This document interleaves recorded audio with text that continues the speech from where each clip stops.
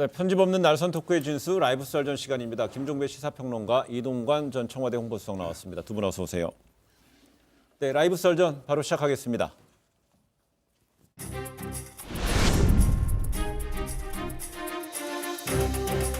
야당을 존중하고 협치하면서 국민의 통합과 화합을 이끌 수 있는 능력이 더욱 중요하다고 생각했습니다.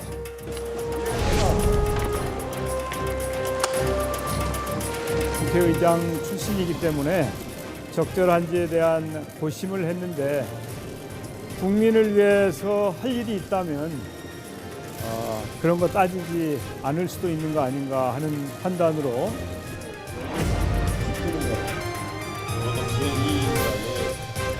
입법부의 권위를 무너뜨리고 입법부를 행정부의 신여로 전락시키고 말았습니다. 대한민국 헌정사에서 다시 한번 씻을 수 없는 오점을 남겼습니다.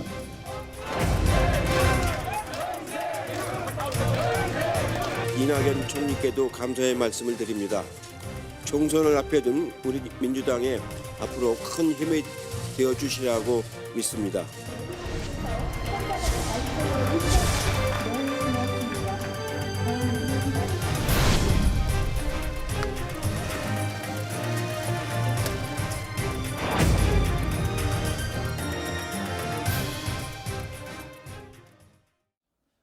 (21대) 총선 예비후보 등록 첫날인 어제 문재인 대통령이 차기 국무총리 후보로 정세균 전 국회의장을 지명했죠. 이 여당인 더불어민주당은 통합과 이 화합으로 국민의 힘을 하나로 모을 적임자라고 판단하면서 지명을 환영한다고 밝혔습니다. 반면에 제1야당인 자유한국당은 이 상권 분립을 파괴하고 의회를 신여하겠다 이런 독재 선언이라고 강하게 반발했습니다.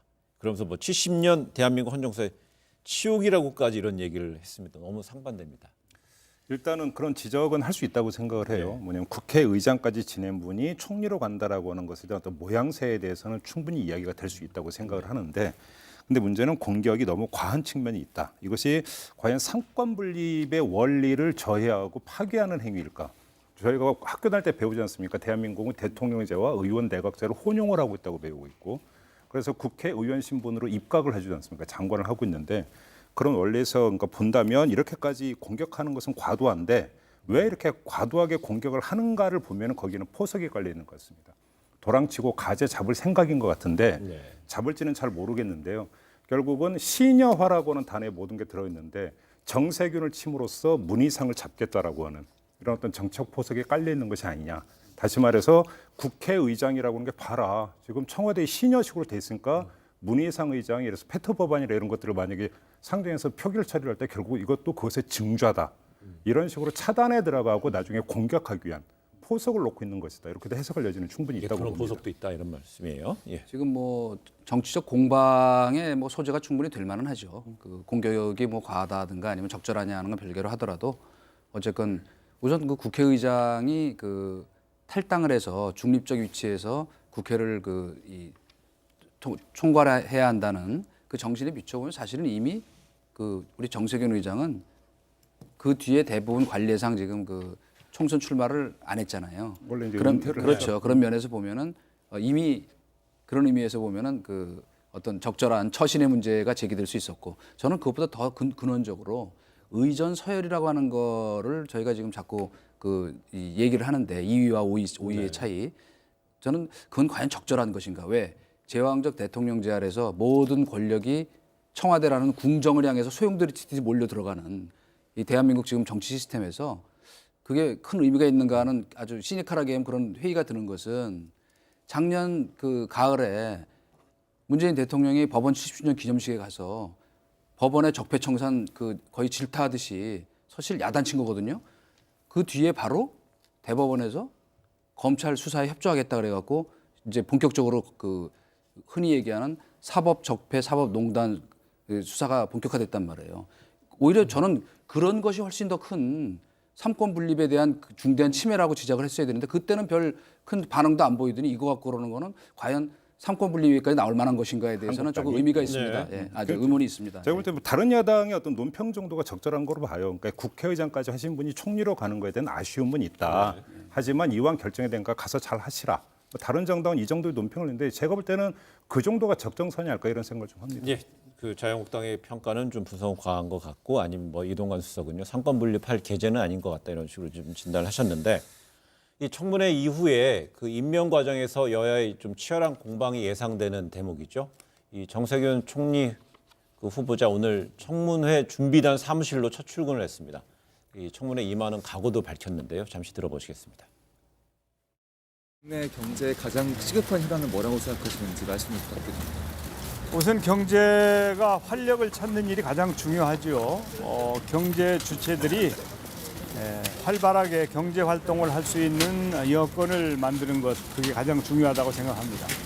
청문회 일정이 잡힐 때까지 정책을 중심으로 해서 충분히 잘 준비를 해서 청문회에 성실하게 임하도록 노력하겠습니다. 네, 일단은 뭐 청문회 준비에 성실히 임하겠다고 했는데요. 뭐 국회에서 청문회가 열리고 또 뭐 본회의에서 이 동의안이 이제 상정이 되고 이런 절차가 있는데 어떤 포인트가 좀 난관이라면 난관으로 예상할 수 있을까요? 일단 개인적인 측면과 상황적인 측면을 두 개로 나눠서 봐야 될 것 같은데요. 일단은 뭐 개인의 도덕성 문제는 현재로서는 알 수가 없습니다. 다만 정세균 그러니까 총리 지명자 같은 경우는 이제 재계도 있었던 분이고 이런 부분이기 때문에 거기서 뭐가 나올 것인가를 좀 앞으로 봐야 되는 부분이 있겠고 상황적인 요인은 두 가지를 좀 일단 좀 볼 수 있을 것 같은데 첫째는 인사청문회가 이른바 페트 법안 처리 후에 열릴 가능성이 훨씬 높다고 봐야 되겠죠. 자, 이런 상황 만약에 페트 법안이 처리가 된다면 한국당이 합의가 안 된 상태에서 표결 처리가 된다면 한국당이 화력을 이쪽으로 집중할 가능성이 있다. 그러니까 사후 뭐 화풀이라는 표현까지는 안 쓰겠습니다만 그러면서 공격의 강도를 높일 가능성이 충분히 있다고 봐야 되고요.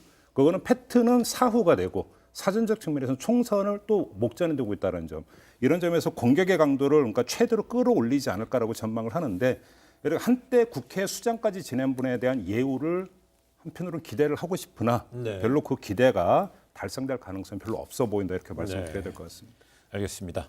근데 뭐 좀 전에 얘기했어요. 개인적인 거, 그다음 상황적인 거 있어요. 개인적인 것은 뭐 재계 출신이라고 그랬지만은 뭐 대기업 쌍용에 이제 임원으로 있었을 때 그 기간이 뭐 예전이잖아요. 네. 그런데 그 문제가 뭐 지금 한참 지난 다음에 또 그런 문제가 뭔가 또 있을 수 있다는 뭐 거는 예를 들어서 이제 또 어떤 그 산자부 장관하면서 했던 또 어떤 이력이나 여러 가지 부분에서 그러니까 약간 어떤 그 이야기가 됐었던 부분들이 있었는데 한국당이 그거를 과거를 걸 꺼내들 거냐 말 거냐 이게 좀 관심사라고 봐겠죠.